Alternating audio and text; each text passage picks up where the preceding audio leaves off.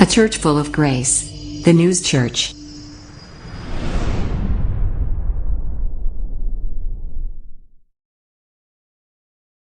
자, 우리 오늘 본문의 말씀으로 나눌 이 은혜의 제목은, 말씀의 은혜의 제목은 범사의 복을 받으리니라는 말씀입니다. 자, 우리가 아침에 눈을 딱 뜨게 되면 제일 먼저 하는 게요, 기지개를 피겠죠. 그리고 기도를 하시겠죠. 자, 그 다음에 일어나서 하는 게 뭘까요? 이제 화장실을 가서 얼굴을 씻으려고 합니다. 그때 우리가 이제 거울을 보게 되는데, 사람이 자기 자신의 얼굴을 보려고 하는 방법은 거울을 비춰보는 방법, 또 사진을 찍어서 보는 방법, 뭐 여러 가지 방법이 있겠지만, 내가 거울을 통해서 나의 얼굴을 뒤집어서 보는 거죠. 반대로 보게 되는 겁니다. 그렇게 볼 때는 지금 나의 생긴 얼굴 그대로, 내 표정 그 모습 그대로가 비춰집니다. 그래서 나의 얼굴이 어떤지를 알아보고, 뭔가 좀 마음에 안 드는 부분이 있으면 뭐 화장을 하든 세수를 하든 드라이로 해서 빗을 빗든 머리를 그렇게 해서 내 마음에 드는 얼굴로 바꿔가려고 합니다. 자, 그런데 거울로 들여다보는 그 얼굴과, 또는 지금 우리 이렇게 방송으로 나가고 있습니다만, 방송을 통해서 보여지는 얼굴, 또는 사진을 통해서 보여지는 얼굴들을 좀 가만히 보면요, 내 본 모습과는 좀 다를 수 있다라는 거죠. 진정한 의미에서 나의 본 모습은 방송을 통해서, 영상이나 사진을 통해서는 나의 본 모습을 볼 수가 없다라는 겁니다. 왜?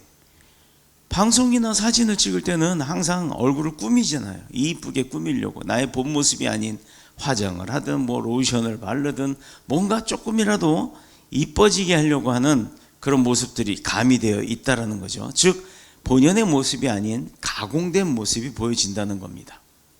심지어 SNS를 통해서 그 사람들이 이렇게 올려지는 모습들을 보면 정말로 많은 것들이 꾸며져 있다는 것을 우리가 볼 수가 있죠.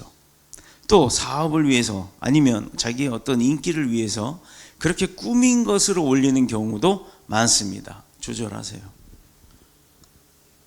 왜 그러냐 하면, 그런 보여주기 위한 방식의 어떤 모습에서는 자기 자신의 본연의 모습이 아닌 뭔가 꾸며진 모습을 보이려고 하는 그런 인간의 욕심이 있기 때문이죠. 그래서 대부분의 그런 모습에서는 진실된 모습이 보여지지 않습니다.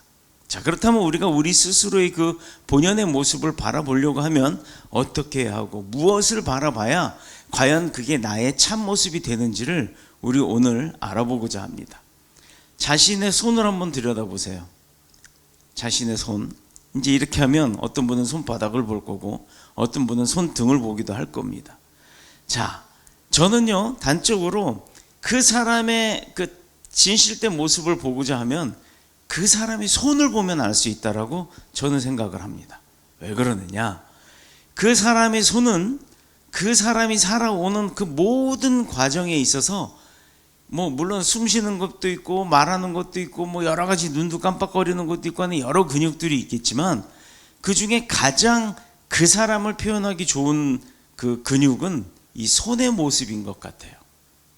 고생을 하면서 농사를 진 사람은 농사꾼의 손이 될 것이고, 어부는 어부의 손이 될 것이고, 또는 공부를 열심히 한 사람들도 보면요, 우리가 이렇게 연필을 잡잖아요. 열심히 이렇게 쥐고 막 공부하다 보면 이렇게 닿는 부분들이 있어요, 손에. 그러다 보면 그런 부분이 굳은 살이 베개 있는 사람들도 있어요. 참 공부 많이 한 사람들입니다. 우리는 한평생 이 손을 가지고 살아왔기에 그 손이 모든 나의 삶을 영위하기 위한 어떤 수단에 가장 많이 움직여진 도구다 보니까 그 사람의 손을 딱 바라보면 알 수가 있다는 거죠. 예를 들어 우리 안정수 목사님, 이 손으로 피아노를 치잖아요. 얼마나 많은 피아노 건반을 두들겨 봤겠어요. 아마 숫자로 셀 수 없을 정도로 많이 두들겨 봤을 겁니다. 그러다 보니까 인천공항 나갈 때 이 지문하는 거 이게 잘 안 돼요. 왜? 다다다다다다다 하면서 이게 좀 달아서 그 지문이 잘 인식이 안 될 정도입니다.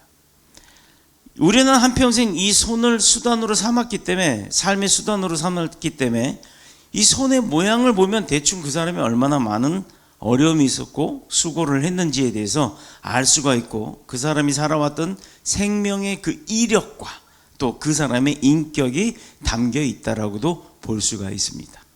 왜? 고생 안 한 사람들은 손이 말짱하잖아요. 그래서 손을 보면 그 사람이 지내왔던 그 험난한 세월들이 보여지게 됩니다. 심지어 범죄자들도 범죄자들을 딱 잡아놓으면요, 그 사람 손들을 먼저 봐요. 왜 보냐면 이 도라이버 하나 가지고 도둑질을 했던 그런 도둑놈이라면 이 손에 도라이버가 딱 쥐어지는 그 자리에 굳은 살이 배겨 있고요. 또 소매치기, 칼로 이렇게 가방 째갖고 소매치기 하는 사람들 보면 이 손의 모양이 일반적인 사람들하고 다릅니다. 왜? 여기에 칼날을 쥐고 슥 가방을 찢어야 되는데 그 힘이 보통 힘이 아니에요. 그 훈련을 따로 한다고 합니다. 자, 3절에서 보면 3절부터, 오늘 본문의 내용은 아닙니다. 그 본문의 내용 가운데 3절부터 11절까지 반복되어져 있는 내용들이 보면 손에 대해서 5번이나 이야기를 하고 있고요. 마음이라는 그 단어도 3번씩이나 반복해서 표현을 하고 있습니다. 하나님은 우리의 마음만 살피시는 것이 아니라 우리의 손도 자세히 볼 수 있다는 것을 알고 있어야 한다는 거죠. 자, 어느 올림픽에 열심히 그 800m 달리기를 하는데 맨 1등으로 가던 미국 선수가 넘어졌어요. 실제 있었던 일입니다. 넘어졌는데 그 2등으로 막 달려오던 선수가 있었어요. 그 간발의 차이 막 이렇게 서로 1등, 2등 하려고 하다 보니까 1등인 미국 선수가 넘어졌는데 5년 동안 그 사람들은 올림픽을 위해서 4년인가요? 하여튼 얼마나 그 노력을 많이 했겠어요.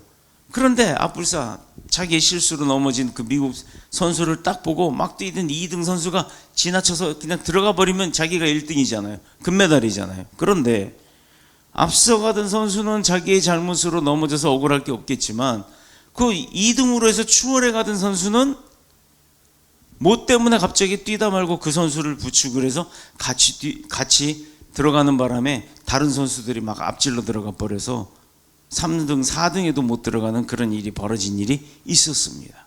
그런데요, 그 수많은 관중들이 그들이 금메달을 땄든 은메달을 놓쳤든 그게 중요하지 않았던 거예요. 진정한 스포츠맨십, 넘어진 사람에게 손을 내밀어서 붙들어서 같이 부축을 하고 그 결승점까지 뛴 그 두 선수에 대해서 무한의 박수를 치는 그런 장면이 있었습니다. 올림픽 메달을 두고 치열하게 경쟁하는 라이벌임에도 불구하고 이 두 사람은 서로를 격려하고 누구도 탓하지 않는 그런 모습이 얼마나 아름다웠는지, 그게 진정한 스포츠맨십이라고 하는 그런 사람이 있었는데 바로 아모스라고 하는 선수였어요. 그 선수가 넘어진 사람에게 손을 내밀었던 겁니다. 올림픽에서도 선수들이 뭐 많은 감동들을 주는 그런 장면들이 많이 나옵니다만 우리는 그 아모스 선수가 내밀었던 그 손에 한번 좀 집중을 해봐야 될 필요성이 있습니다. 내 손이 지금까지 얼마나 많은 사람들에게 아픔을 줄 수 있었는지 또는 기쁨을 줄 수 있었는지 우리가 한번 돌아보는 시간이 되길 바랍니다. 내가 움켜쥔 이 손이요, 나에게는 움켜쥐고 있을 때 뭔가를 이렇게 내가 필요해서 딱 쥐고 있을 때 그건 나를 위한 충족을 줍니다. 그런데 그 나를 위한 충족을 위해서 내가 움켜쥔 그걸로 인해서 피해를 또는 아픔을 겪는 사람이 있을 수 있다라는 거예요. 아니면 이 손으로 내 주위에 얼마나 많은 사람들에게 사랑과 은혜를 끼쳤는지 우리가 오늘 그걸 한번 곰곰이 한번 본문의 말씀에 견주어서 생각해 봐야 합니다. 오늘 본문이 강조하는 핵심은 너의 손을 펴라입니다. 쥐라가 아니라 펴라입니다. 글쎄요, 내 이웃의 가난한 자들과 어려움을 당하는 형제들을 향해서 그 손을 펴라입니다. 여러분, 제가 여러분한테 이렇게 손을 내민다는 것은 무엇을 의미할까요? 우리가 사람과 사람들을 만날 때 악수하는 이유가 뭔지 아세요? 내 손에 무기가 없어, 난 너랑 이 손을 잡음으로써 화평하길 바래 라고 하는 그런 의미에서 나온 게 악수였던 거예요. 우리 강아지들도 보면요, 처음 보는 강아지들이, 어떤 강아지들은 서로 그냥 으르렁거리기도 하지만 어떤 강아지들은요 서로 이렇게 얼굴 주변에 코를 대밀고 냄새를 맡음으로 인사하는 경우도 있다고 합니다. 보면 냄새를 맡는 강아지들은 싸우질 않아요. 그런데 그런 제스처를 취하지 않는 강아지는 서로 으르렁거리기 마련이죠. 사람도 마찬가지입니다. 악수를 내미는데 악수를 거부한다면 싸우자는 얘기밖에 더 되겠어요? 하나님은 하나님의 백성인 이스라엘을 향해서 여러 가지 제도를 만드셨는데, 그 가운데 오늘은 안식년이 돌아오면, 다시 말해서 매번 7년째에는 이웃이 빌려간 것에 대해서 면제, 그러니까 뭐 채무에 대해서 받으려고 하지 말고 면제해 주라고 하는 그런 내용이 나옵니다. 오늘 사람들의 관점에서 생각해 보면 빚쟁이 입장에서는 면제해 주라면 좋겠지만, 빚을 꾸어준 사람 입장에서는 면제해 주라 그러면 이거 말도 안 되는 얘기잖아요. 그죠? 왜 근데 그렇게 했냐? 남에게 돈을 빌려줄 때는 받을 이자를 우리가 생각을 하잖아요. 그런데 이자는커녕 원금도 받지 말라라고 하시니까 어떻게 보면 꾸어준 자에게는 아주 날벼락과 같은 하나님의 명령입니다. 자, 그런데 이런 우리의 생각과는 뭐 아랑곳할 것 없이 하나님은 계속해서 네가 쥐고 있는 그 손을 펴라, 그리고 가난하고 어려운 사람들을 향해서 주라라고 말씀을 하고 계시는 거예요. 9절에 보면 9절, 더욱이 빌려간 돈을 갚지 않는다고 막 째려보거나 아니면은 재물을 가진 손을 더 막 움켜쥐려고 하면 하나님 앞에서 뭐한다? 죄가 된다 그랬어요. 마지막에 보세요. 그것이 네게 죄가 되리라. 얼마나 황당하고 이거 당황스럽겠어요. 미국의 바이든 대통령이 가난한 자들에게 그 세든 사람이, 그렇죠, 가난한 자들을 위한 어떤 정책을 폈는데, 세를, 미국은 다 이렇게 임대잖아요. 그 세를 든 사람이 집세를 내지 못한다 하더라도 당장 내쫓지 못할 수 있는 그런 법을 만들고 시행을 했어요. 그러면 이 세입자들은 참 좋잖아요. 그런데 집을 빌려준 사람 입장에서는 참 난감하죠. 그래서 난리가 난 적이 있습니다. 결국 집 가진 자는 잘 사는 사람이고 집이 없이 세 든 사람은 가난한 사람이다라는 생각이었던 건데, 그게 잘못됐다라는 거예요. 자, 집을 가진 자 중에서도 가난을 벗어나기 위해서 집 없는 서러움을 벗기 위해서 세금, 뭐 융자, 뭐 이런 세금 혜택이나 융자들은 막 무리하게 받아갖고 뭐 영끌한다 그러잖아요. 그렇게 해서 집을 사는 사람들도 많았다라는 겁니다. 그래서 그거를 자기가 사는 경우도 있지만 임대를 줘서 그 임대 수익으로 그 집값을 갚아 나가는 그런 사람도 있었던 거예요. 집을 따로 소유하고 있으면서 여러 가지 이유로 인해서 뭐 또 그걸 갖다가 뭐죠? 자기 수입의 어떤 그 도구로 삼는 그런 경우도 있었던 거죠. 그런데 이것을 국가가 일방적으로 몰아서 잘 사는 사람, 못 사는 사람으로 구분져 버리고 집이 있는 사람, 없는 사람 편에 서서 없는 사람을 이렇게 유리하게끔 만들어 주다 보니까 시장 경제가 혼란이 일어나기 시작했더라는 거예요. 이거 가만히 보면 지금 대한민국도 그렇게 돌아가고 있어요.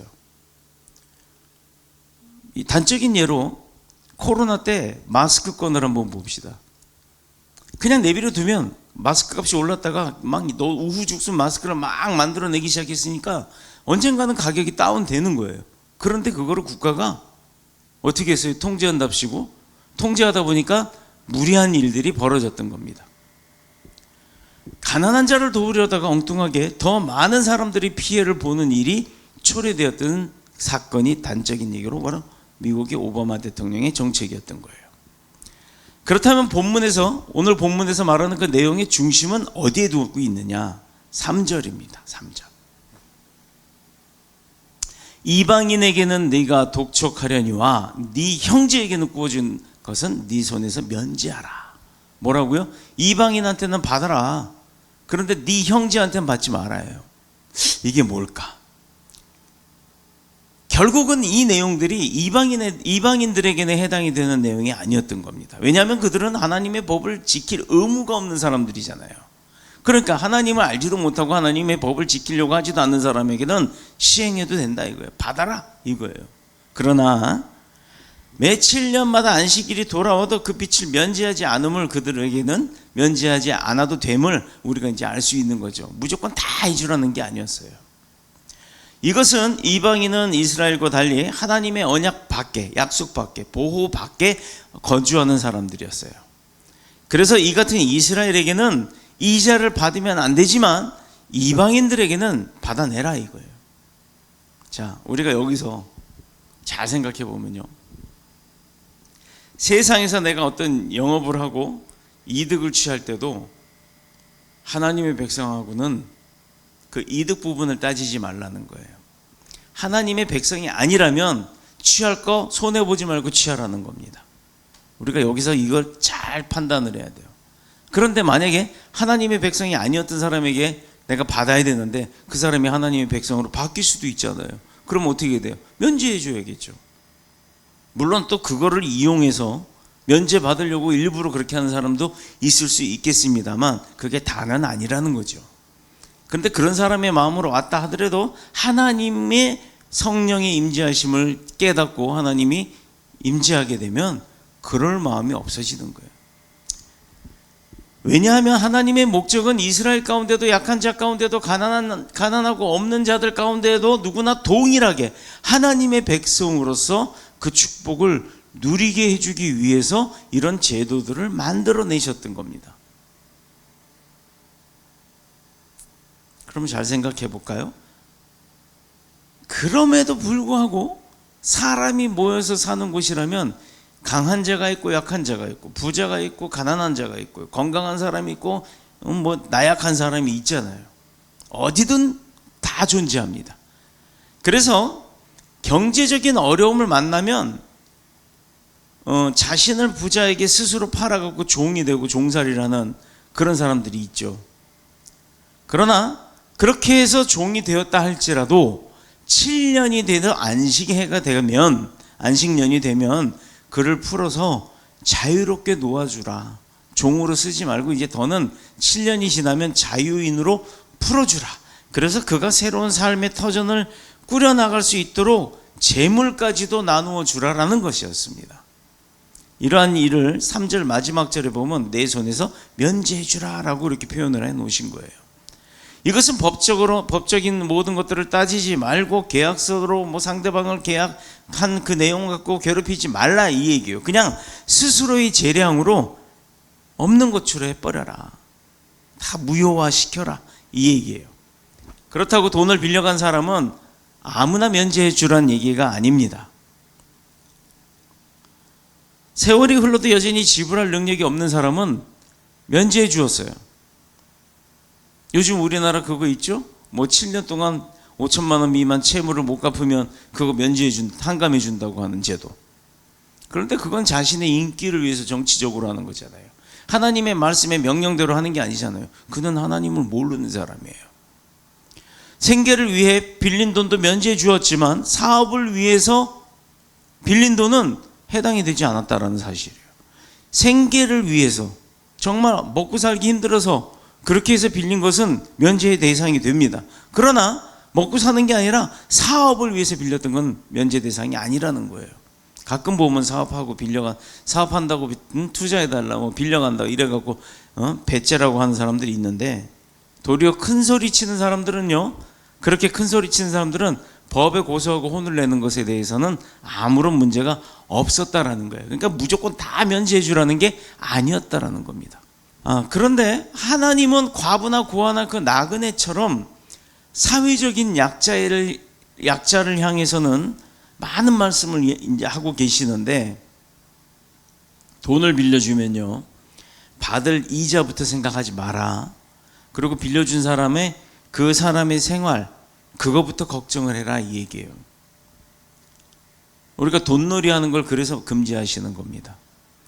그렇다고 내게 도움을 청하고 어려움을 호소하는 사람에게 막 무한대로 퍼져라 이것도 아니에요. 8절을 한번 볼까요? 반드시 내 손을 그에게 펴서 그에게 필요한 대로 쓸 것을 넉넉히 구워주라라고 했는데, 이게 넉넉히 구워준다라는 의미가 뭘까? 그 사람의 형편이 어떤지를 알아야 될 거 아닙니까? 파악하라는 거예요. 그리고 빌려온 사람의 그 형편을 살펴보고 그가 요구하는 금액보다는 더 줘도 되는데 무리하게 줄 필요는 없다라는 얘기예요. 이게 넉넉히 구워주라는 것은 그 사람의 상황을 잘 알고 있으란 얘기입니다. 그래서 고린도후서 8장 14절에 보면요, 제가 읽을게요. 이제 너희의 넉넉한 것으로 그들의 부족한 것을 보충함은 후에 그들의 넉넉한 것으로 너희의 부족한 것을 균등하게 하려 함이라. 이게 뭐죠? 지금 내가 구워줄 사람, 그 사람의 형편을 잘 알고 그보다 넉넉하게 구워주면 나중에 내가 어려워졌을 때 그가 또 나를 위해서 그 형편에 맞을 만큼을 채워준다라는 거예요. 자, 이 말씀을 보면 돈이 많다고 항상 많은 것도 아니고 없고 가난하다고 해서 언제까지나 가난한 것이 아니라는 것이에요. 하나님의 그 창조하신 하나님의 세상 가운데는 지금 없다고 영원히 없는 게 아니고 지금 많다고 영원히 많은 게 아니라는 겁니다. 그래서 내가 넉넉하면 이것은 하나님이 어려운 자에게 지금 흘려보내서 구제해 주라라고 판단하고 있어라, 생각하고 있어라, 마음 먹고 있어라 라고 말씀하시는 내용이에요. 지금 내가 부자라고 막 끌어모으는 게 아니라 내 형편이 그냥 먹을 만큼만 되면 내가 가지고 있는 걸로 흘려주라 이거예요. 예수님의 이름으로, 하나님의 사랑으로. 자, 그래서 내가 어려움을 당할 때 이전에 내가 흩어서 구제해 주었던 사람, 그런 것처럼 다른 사람이 내가 어려울 때 나에게 도움을 줄 수 있게끔 하나님이 만드신다는 거예요. 그런데 물고기 잡으려면 밑밥 뿌리듯이 하는 게 아니라 하나님의 말씀과 그 논리, 또 하나님의 계획 가운데 있는 것은 하나님의 백성들은 서로 그렇게 돕고 살아라는 얘기예요. 이게 하나님께서 정하신 법칙이에요. 그래야 내가 어려울 때 그 사람들을 통해서 하나님께서 또 돕게 만드신다는 겁니다. 로마가 도시국가로서 태어날 때 이미 그 사방에는 아테네를 비롯해서 페르시아도 있었고 너무 아주 견줄 수 없을 정도의 큰 강대국들이 굉장히 강한 도시국가들이 많았습니다. 이제 로마가 막 생겨날 때. 그런데도 나중에 로마는 그들을 다 점령할 수 있는 대제국이 됐어요. 왜였을까? 다른 도시 국가 역시 하나 둘씩 사라진 이유가 무엇일까요? 로마는요, 점령한 국가를 로마인들로 그 국가의 사람들을 동화시켜 나갔다는 거예요. 즉, 배척하고 종으로 삼아서 막 못살게 굴고 하는 일제시대 때 일본이 한국에다 했던 그런 모습이 아니라 일본인들이 창씨 개명을 해가면서 우리를 일본인화 하려고 했던 그 모습을 그대로 했던 게 로마 제국의 방법이었습니다. 전쟁에 패한 국가라고 함부로 다루지 않고 그들에게 로마인으로서의 그 시민권을 주었고 또 선거권과 피선거권을 다 주었던 거예요. 병역 의무와 납세 의무를 부과하는 대신에 사유재산 인정했고 또 자유로운 매매도 허락했습니다. 즉 자기 국민화를 해버린 거예요. 소형 그 나라들을, 도시 국가들을 다 흡수를 한 거예요. 그래서 소위 형제 국가와 동맹 국가로 만들어서 그 세력을 넓혀가서 로마는 대제국이 되었던 겁니다. 누구든지 일정 기간 로마에 거주하면 로마인으로서의 로마 시민권을 주었던 거예요. 자, 심지어 노예 출신이라도 주인을 위해서 큰 공을 세우거나 돈을 지불하면 자유인으로 풀어주기까지 했습니다. 그러나 아테네에는 시민권에 대해서는 아주 엄격하게 했던 거예요. 양쪽 부모 모두가 아테네 시민권을 가지고 있어야만 그 시민이 되었고, 유명한 철학자였던 아리스토텔레스는 아테네를 위해서 많은 공원을 세웠음에도 불구하고 결국 아테네 시민이 되지 못했던 이유가 그 이유 중에 하나였던 거예요. 로마는 이방인이나 패배자나 노예라도 그들이 원한다면 손을 벌려서 그들에게 도움을 주었어요. 품에 안아주었기 때문에 대제국이 될 수밖에 없었던 겁니다. 이런 원리는 21세기 현대 사회에서도요, 마찬가지로 적용이 돼야 돼요. 그런데 참 그렇게 하지 않죠. 서로 당리당략에 막 서로 싸우고 그 같은 당끼리도 의견이 틀리다고 분리가 되고 언뜻 보면 본문에서 하나님이 이스라엘에게 지나친 것을 요구하고 있는 것처럼 보이지만 그들의 말씀에 그 이스라엘 백성들이 말씀에 순종하여서 손을 펴서 그 선을 행할 때 그들에게 더 큰 축복, 그리고 위대한 민족으로서 축복받은 언약의 백성으로서 하나님이 그들을 삼기 위한 어떤 방법을 제시했던 거예요. 순종만 하면, 그대로 하기만 하면 되잖아요. 가르쳐 주신 대로. 내가 알아내서 어떻게 개척하려고 하는 게 아니라 하나님이 알려주신 방법대로 순종만 하면 그게 다 이루어졌다라는 내용입니다. 첫 번째, 하나님께서 그들에게 약속하신 첫 번째가 뭐냐면 5절의 말씀, 내가 반드시, 여기 4절 5절이 뭉쳐져 있어요. 내가 반드시 복을 받으리니 너희 중에 가난한 자가 없으리라. 이 두 번째가 너희 중에 가난한 자가 없으리라요. 복 받을 거고 가난한 자가 없대. 어떻게 하면요, 여호와의 말씀만 듣고 내가 너에게 내리는 그 명령을 다 지켜 행하면 하나님께서 지켜주신다는 거예요. 첫 번째, 복 받고, 두 번째, 가난하지 않게 된다. 셋째, 10절에 보면요, 이로 말미암아 내 하나님 여호와께서 뭐라고요? 내가 하는 모든 일과 내 손이 닿는 모든 일, 내 만지는 모든 일, 거기에다 복을 주신대요. 이게 세 번째 약속입니다. 우리가 믿는다고 할 때 무엇을 믿는 걸까요? 대체 뭘 믿는 겁니까?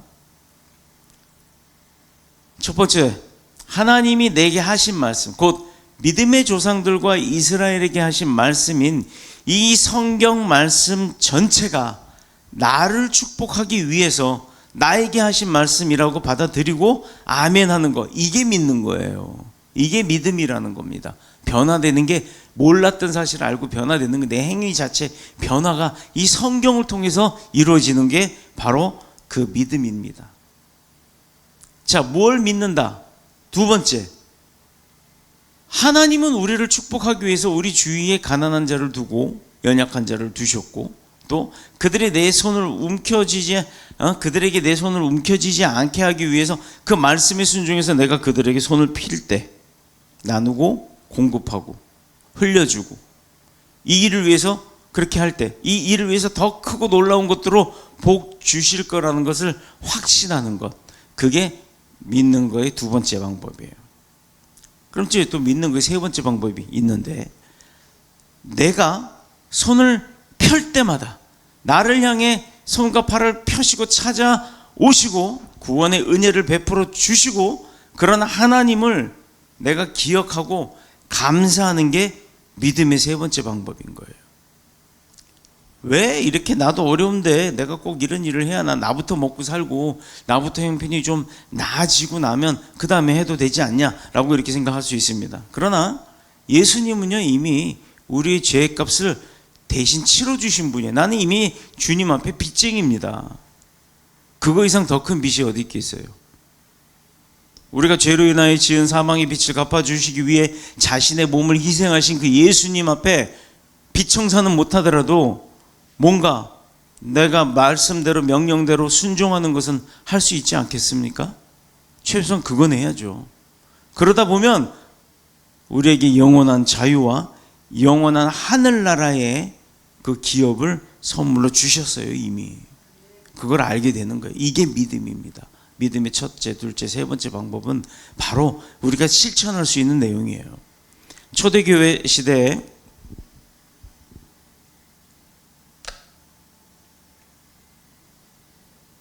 소아시아에 있었던 많은 교회는요, 기근을 통해서 참 어려움을 많이 겪었어요.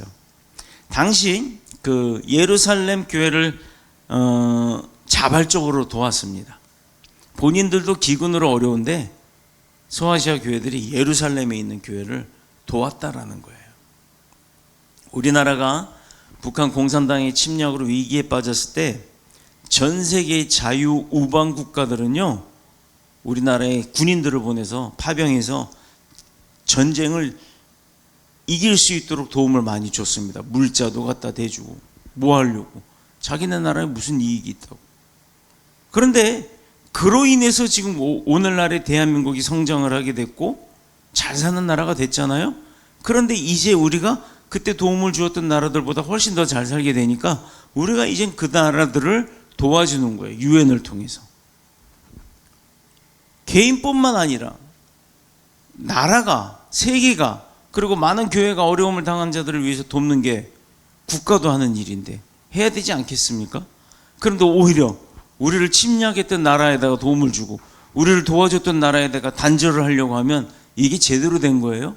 제정신 아닌 거죠. 사람의 손은 그 사람의 마음을 보여주는 겁니다. 이게 북쪽을 향하는 게 아니라 자유우방 쪽을 향해야 되는 거예요. 우리를 도와준 사람한테 해야지. 우리를 죽이려고 침략한 사람들한테 손을 내밀면 되겠습니까? 그런 내 손을 움켜쥐고 있다면 가난한 사람들은 물론이고 예수님도 내 손 잡을 수가 없어요. 내가 양쪽 손에 막 쥐고 있는데 누가 더 좀, 나 지금 열흘을 굶었어. 근데 사막에 서 있어. 물이 필요해서 양손에 물을 쥐고 있어. 근데 어떤 사람이 밥 먹으라고 햄버거를 하나 딱 줬어요. 이거 2개 쥐고 있으면 햄버거 받을 수 있냐고요. 둘 중에 하나는 버려야 햄버거를 받을 수 있을 거 아닙니까? 이렇듯이 내가 양손을 움켜쥐고 있으면 다른 사람 손을 잡지 못하는 건 뿐만 아니라 주님도 내 손 못 잡는 거예요. 나보다 더 연약하고 나보다 더 어려운 사람들을 위해서 움켜쥐지 말고 내 손을 펴서 내밀면 우리의 손은 지금까지 경험해보지 못했던 놀라운 축복을 이 손 안에 담게 될 것입니다. 그것을 오늘 본문을 통해서 하나님께서 말씀하고 계시는 거예요.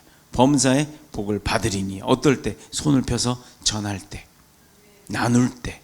바로 이것이 우리가 받은 은혜를 하나님께 보답하는 방법입니다. 바로 이것이 하나님이 우리를 위해 만세 전부터 예비해 놓으신 축복의 능력이 되는 것입니다.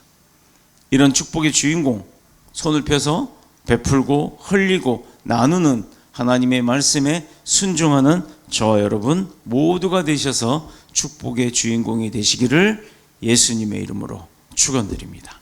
기도드리겠습니다.